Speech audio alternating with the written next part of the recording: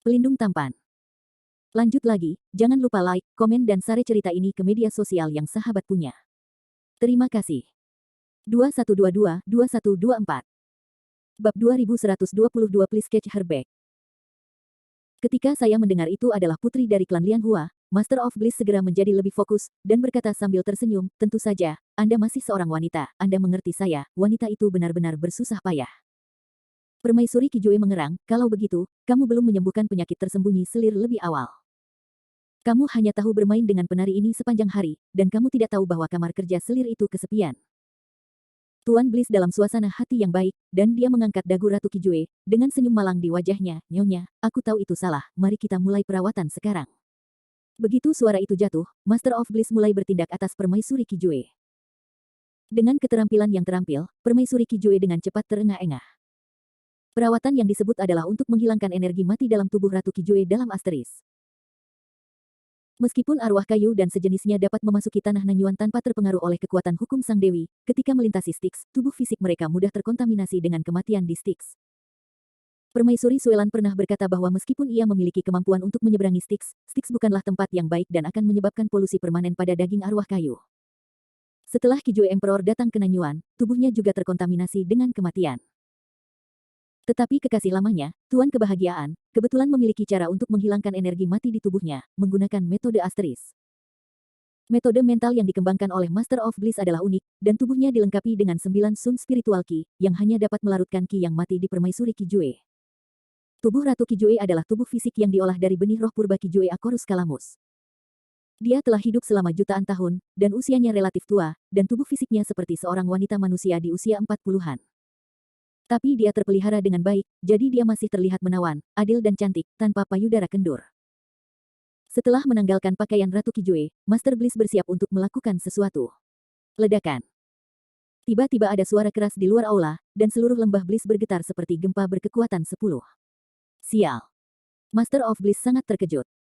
Tuan, acara utama tidak baik. Seorang murid berlari ke aula dengan panik dan berlutut. Ada apa? Tuan Bliss bertanya dengan segera. Ada biksu yang kuat di luar yang menerobos formasi defensif lembah kebahagiaan. Kata murid itu gemetar. Apa? Tuan Bliss terkejut, segera mengenakan celananya, dan terbang keluar dari aula untuk melihat apa yang terjadi. Permaisuri Kijue juga buru-buru mengenakan pakaiannya, dan mengikuti keluar dari aula, selalu memiliki perasaan buruk di hatinya. Formasi defensif lembah kebahagiaan didirikan oleh guru Bliss sendiri, dan mustahil bagi para beku biasa untuk membuka diri dengan mudah. Mendengarkan gerakan tadi, formasi defensif lembah Bliss tampaknya dihancurkan dengan satu pukulan. Ini menunjukkan bahwa kekuatan orang yang melanggar formasi takut bahwa ia telah mencapai tingkat yang tak terbayangkan. Pada saat ini, formasi pertahanan di luar lembah Bliss telah runtuh. Tanah seluruh lembah Bliss telah retak-retak yang tak terhitung jumlahnya. Beberapa istana dan bangunan lain telah langsung runtuh, berantakan. Di atas Bliss Valley, Yun Henzi berdiri dengan tangan di kekosongan, dan Landen Sen di sebelahnya, kaget di hatinya. Dia baru saja menyaksikan bagaimana tuannya mengalahkan formasi defensif lembah Bliss. Prosesnya luar biasa sederhana, Yun Henzi mencubit satu jari, dan cahaya putih menyilaukan menekan ke udara lembah Bliss, ada bayangan pedang yang tak terhitung jumlahnya dalam cahaya putih, padat dan tidak teratur. Bayangan pedang itu dapat dengan mudah menghancurkan bahkan ruang. Setelah cahaya putih ditekan ke bawah, formasi defensif lembah Bliss bahkan tidak tahan untuk sesaat, dan itu hancur secara langsung, sesederhana menusuk lapisan kertas. Landen Sen terkejut. Tentu saja dia mengerti bahwa sama sekali tidak ada masalah dengan kekuatan pertahanan dari arai defensif lembah Bliss ini, hanya saja kekuatan serangan satu tuannya terlalu kuat, yang menyebabkan efek ini. Di mana sesama Taois mengunjungi lembah Bliss saya? Agak terlalu banyak untuk menerobos penjaga Gunung Laona tanpa menyapa. Teriakan keras datang dari lembah Bliss, seperti suara gemuruh, dicampur dengan sedikit amarah. Master of Bliss, mengenakan jubah biarawan emas, naik ke langit, dan dua pria yang matanya terkunci di udara, segera datang ke Yun Henzi dan Landen Sen. Yun Henzi. Melihat bahwa orang di sini ternyata adalah Yun Henzi peringkat 2 Nanyuan, wajah Tuan Bliss sedikit jelek. Di lembah, ada cahaya ungu lain yang naik ke langit, yaitu Permaisuri Kijue yang dengan cepat terbang ke sisi Master Bliss, matanya terpaku pada dua orang yang berseberangan. Landen Sen. Permaisuri Kijue melihat Landen Sen di samping Yun Henzi, dan dia terkejut. Apakah kamu? Permaisuri Kijue. Landen Sen tertegun sejenak dan tidak bisa menahan diri untuk berseru, hampir berpikir bahwa ada masalah dengan matanya. Melihat dengan seksama, Landen Sen yakin bahwa wanita cantik dengan rok ungu di depannya adalah permaisuri Kijue yang telah lama terdiam. Kamu. Bukankah kamu mati di makam Dewi? Kaisar Kijue dalam kekacauan, menunjuk Landen Sen dengan ekspresi tidak percaya. Meskipun Landen Sen tidak tahu mengapa permaisuri Kijue muncul di sini, dia pasti gelisah ketika melihatnya bercampur dengan Grandmaster Bliss. Dia mencibir dan berkata, ini kebetulan sekali. Permaisuri Kijue, kita bertemu lagi. Dengan dukungan tuannya, Landen Sen tidak panik sama sekali, dengan ekspresi mengejek di wajahnya. Kamu. Permaisuri Kijue terkejut dan marah. Selama penyiksaan Lansianer dan Xiao Di sebelumnya, dia sudah tahu bahwa Landen Sen yang membunuh putra bungsunya Zichen. Sebagian besar putra sulungnya Zifeng meninggal di tangan bajingan kecil ini. Kedua putranya meninggal di tangan Landen Sen, bagaimana mungkin permaisuri Kijue tidak marah? Dia tidak sabar untuk melepas kulit Landen Sen dan meminum darahnya. Dia selalu berpikir bahwa Landen Sen telah mati di makam Dewi sebelumnya, dan tidak pernah bermimpi bahwa anak ini masih hidup. Meskipun ada kemarahan besar, permaisuri Kijue tidak berani melampiaskannya pada saat ini. Dia sudah merasakan aura kuat pria tua berambut perak di samping Landen Sen. Yun Henzi bertanya pada Landen Sen dengan acuh tak acuh, murid, apakah Anda kenal saudara perempuan ini? Ya. Biarawati dan harta makam Dewi ini tidak dapat dipisahkan, guru tolong bawa dia kembali. Jawab Landen Sen. Ketika Grandmaster Bliss mendengar ini, sepertinya ada sesuatu yang salah, dan ekspresinya muram dan berkata, Daois Yunhen, apa yang kamu lakukan di Bliss Valley saya? Yun Henzi berkata dengan tenang, Yun tidak lagi berbicara omong kosong, aku di sini untuk menangkapmu. Jika rekan Daois Bliss patuh, dia tidak akan membuatmu kesakitan, jika tidak, konsekuensinya akan menjadi risikomu sendiri. Apa? Begitu dia mengatakan ini, Tuan Bliss langsung memalingkan wajahnya seperti warna tanah, seolah-olah dia sudah menebak tujuan Yun Henzi. Wanita yang khawatir, makhluk tua ini tidak bermaksud baik, kita akan bekerja sama untuk membunuhnya. Kalau tidak, kita berdua akan hancur. Grandmaster Bliss menoleh ke arah permaisuri Kijue dengan ekspresi panik. Begitu suara itu jatuh, Tuan Bliss dengan cepat menawarkan mangkuk ungu kemasan, dan cahaya 10.000 Buddha naik ke langit, melindungi seluruh tubuhnya. Permaisuri Kijue terkejut, dan dia tidak punya waktu untuk berpikir terlalu banyak, dan segera menampilkan kekuatan supernatural hidupnya, Kijue Purple Fire, sejumlah besar api ungu yang meroket, membentuk lautan api di sekujur tubuhnya. Bab 2123, SWOT Domain. Yun Henzi berkata dengan acuh tak acuh, karena sesama Daois tidak mendengarkan persuasi, maka saya minta maaf. Setelah berbicara, Yun Henzi akan menampilkan kekuatan gaibnya. Tunggu. Grandmaster Bliss mengertakkan gigi dan berkata, Daois Yunhen, Laona tidak memiliki keluhan dengan Anda, mengapa Anda harus menyerangku? Semua orang bercampur aduk dalam nanyuan. Jika Anda memiliki sesuatu untuk dikatakan, mengapa menjadi agresif? Tanpa upaya terakhir, dia benar-benar tidak ingin terlibat dengan sosok misterius seperti Yun Henzi. Permaisuri Kijue tampak sedikit tidak puas dengan penampilan meringkuk Guru Bliss, dan ekspresinya tidak senang, suamiku, bukan hanya puncak yang pas, takut dengan apa yang akan dia lakukan. Kekuatanmu sudah sebanding dengan biksu puncak yang bugar, ditambah kau memiliki tubuh selir. Saling membantu, mengapa tidak takut? Anda tahu sesuatu. Wajah Grandmaster Bliss adalah hitam seperti bagian bawah pot, jika itu adalah pembudidaya lain dari puncak, itu akan baik-baik saja, tetapi lawannya adalah Yun Henzi. Bahkan jika Yun Henzi, nama peringkat kedua di Nanyuan, memiliki air, bagaimanapun, orang ini adalah tubuh yang harus dirampok dalam legenda dan telah hidup selama ratusan ribu tahun. Jika Anda benar-benar ingin bertarung, Tuan Bliss tidak percaya diri sama sekali. Bahkan jika dia memiliki mangkuk Buddha kuno, warisan dari 3 pesona langit, dia tidak berpikir dia bisa menang. Teman Yunhen, aku. Tuan Bliss masih ingin mengatakan sesuatu. Tapi Yun Henzi tidak ingin mendengarkan omong kosongnya lagi. Dengan gelombang lengan bajunya, cahaya putih menyilaukan keluar darinya. Bai Guang membawa bayang-bayang pedang putih tak berujung, megah, menelan langit. Yun Henzi berdiri di atas kekosongan, berdiri dengan tangan di tangannya, dengan rambut perak dan tanpa angin. Bayangan pedang putih yang menakutkan menyembur keluar darinya seperti gelombang besar, bergulir tanpa henti. Di mana bayangan pedang lewat, ruang di sekitarnya langsung terkoyak, dan seluruh ruang sepertinya terbungkus dalam bayangan pedang putih. Pukulan meremehkan Yun Henzi begitu kuat dan tak terkatakan.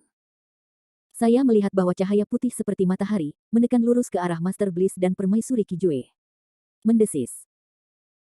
Master Bliss dan Permaisuri Kijue melihat tangan Yun Henzi bergandengan tangan, dan kekuatannya begitu besar sehingga mereka tidak bisa menahan diri untuk menghembuskan napas dingin, menunjukkan ekspresi tercengang. Mangkuk Buddha kuno, blokir aku. Master Bliss mencium ancaman kematian, dan dengan gila-gilaan memompa sejumlah besar kekuatan spiritual ke dalam mangkuk ungu kemasan di atas kepalanya. Mangkuk bundar ungu emas melayang di udara, melepaskan cahaya Buddha dari Seng Ruo Liang. Sebuah hantu Buddha emas besar muncul di depan sang guru kebahagiaan. Sang Buddha memegang sebuah vajra dengan gambar harta yang agung, ditutupi dengan lampu Buddha berwarna-warni, dan King Kong melotot dan perkasa. Kasapa Buddha kuno. Yun Henzi mengangkat alisnya, dan dia tidak berharap master kebahagiaan ini memiliki harta roh surgawi dari peringkat ini. Mangkuk Buddha kuno adalah peninggalan dari 3 pesona bintang-bintang surgawi, yang memang merupakan harta roh surgawi, peringkat ke-50 dalam daftar roh surgawi. Para beku Buddhisme mendesak harta ini untuk memanggil citra Buddha kuno tentang Kasapa, dengan mengintegrasikan pelanggaran dan pertahanan. Akan tetapi, kekuatan mangkuk Buddha kuno tergantung pada praktik dharma dari para biksu Buddha yang memotivasi harta ini. Preta kebahagiaan mempraktikkan kebahagiaan Zen, yang bukan milik dharma ortodoks dan tidak dapat mengerahkan semua kekuatan mangkuk Buddha kuno. Meski begitu, mangkuk Buddha kuno sangat NB di bawah desakan Master of Bliss. Saya melihat wajah Buddha emas memuntahkan bahasa Sanskerta, aura itu sangat mengejutkan. Landen Sen merasakan rasa penindasan yang sangat besar, dan jiwanya gemetar. Kijue Ziwo. Permaisuri Kijue di samping menggigit gigi keperakannya, dan juga mendesak kekuatan supernatural kelahirannya ke tingkat yang ekstrim. Lapisan api ungu membungkus tubuhnya, dan ruang yang diselimuti oleh api ungu terdistorsi. Master Bliss dan Permaisuri Kijue mencoba yang terbaik untuk bertahan, berusaha menahan serangan Yun Henzi. Momen selanjutnya. Cahaya putih yang menyilaukan langsung menekan ke arah mereka berdua, dan patung Buddha kuno Kasapa melambaikan vajra, berusaha menahan cahaya putih yang menyebar. Ledakan. Ada suara keras seperti retakan langit dan bumi, dan bayangan pedang putih yang tak terhitung jumlahnya dalam cahaya putih meledak secara langsung, berubah menjadi ruang yang diselimuti bayangan pedang besar. Gambar Buddha kuno hanya bertahan sejenak, dan ditelan oleh bayangan pedang putih. Penghalang api ungu di sekitar Permaisuri Kijue bahkan lebih seperti kertas, dan langsung dikalahkan. Pertahanan terkuat yang ditampilkan keduanya hampir sia-sia di depan Yun Henzi. Mustahil. Master Bliss melihat patung Buddha kuno yang tercekik oleh bayangan pedang putih, matanya melebar, dan mulutnya menjerit ngeri. Awalnya, dia berpikir bahwa bahkan jika Yun Henzi hebat, itu hanya puncak dari kecocokan, tapi sekarang dia tahu betapa keterlaluannya dia. Kekuatan orang ini menakutkan. Menakutkan membuat orang merasa takut. Mangkuk Buddha kuno, yang selalu tidak menguntungkan, dipukul oleh Yun Henzi, dan dia tidak bertahan selama setengah detik. Aku tidak percaya dengan melihatnya dengan mataku sendiri. Anda tahu, bahkan para beku Mahayana biasa mungkin tidak dapat melakukan angkat berat seperti itu. Pukulan kasual Yun Henzi sudah cukup untuk membunuh mereka berdua. Datang.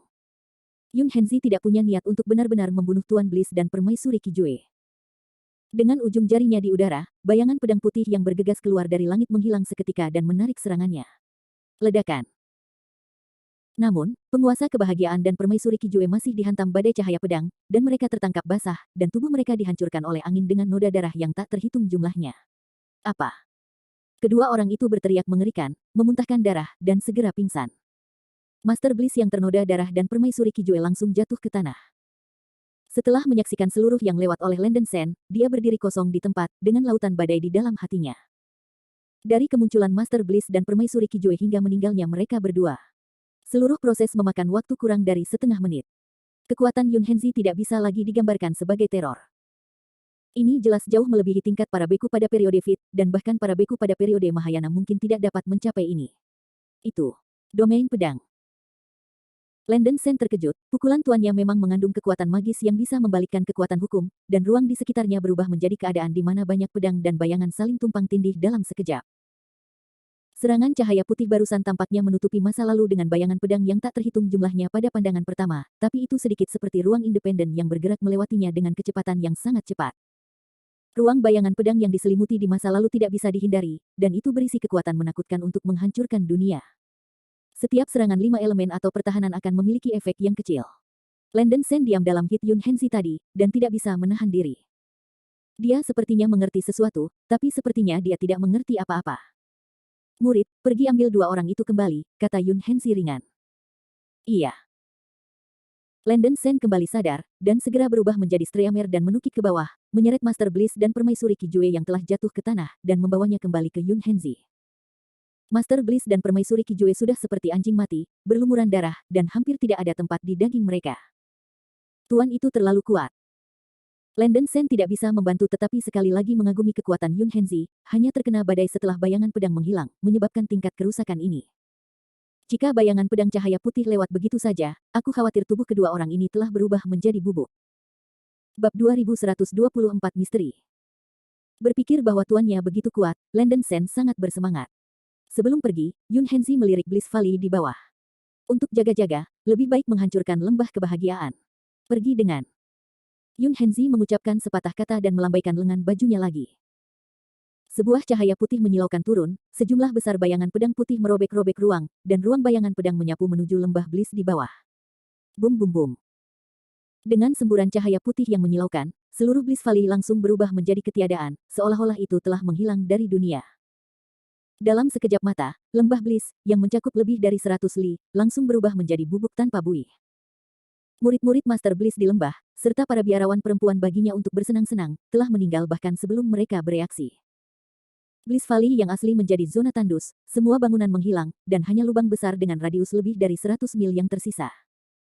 Kulit kepala Landon Sen mati rasa, ini adalah kekuatan Mahayana tingkat menengah, dan itu terlalu menakutkan. Tampaknya tuanku juga merupakan generasi yang menentukan. Magang, saatnya kembali, jangan biarkan paman dan orang tua menunggu lama. Yun Henzi membangunkan Landon Sen karena terkejut. Saya tidak tahu kapan, sudah ada celah di ruang di depan Yun Henzi dengan cahaya putih. Oke, baiklah. Landon Sen buru-buru menjawab. Yun Henzi berjalan ke celah angkasa, dan Landon Sen menyeret Tuan Bliss dan Kiju Empress yang tidak sadar ke celah angkasa. Wow! Cahaya putih menyala, dan Landon Sen muncul lagi di taman di luar loteng rumah bambu. Di luar paviliun di depannya, ada para raja jahat, bayang-bayang jahat, para biarawan suci hukum, dan para dewa. Yun Henzi meminta maaf dan berkata, biarkan kamu menunggu lama, tuan kebahagiaan ini, Yun sudah ditangkap. Landon Sen melemparkan guru Bliss dan permaisuri Kijue ke tanah, dan keduanya jatuh ke tanah seperti anjing mati, tidak sadarkan diri. Ini. Xie Ying dan Seng Xiu saling memandang, wajah mereka tidak bisa menyembunyikan keterkejutan mereka, mereka pikir mereka harus menunggu sebentar, tetapi mereka tidak berharap Yun Henzi membawa orang kembali begitu cepat.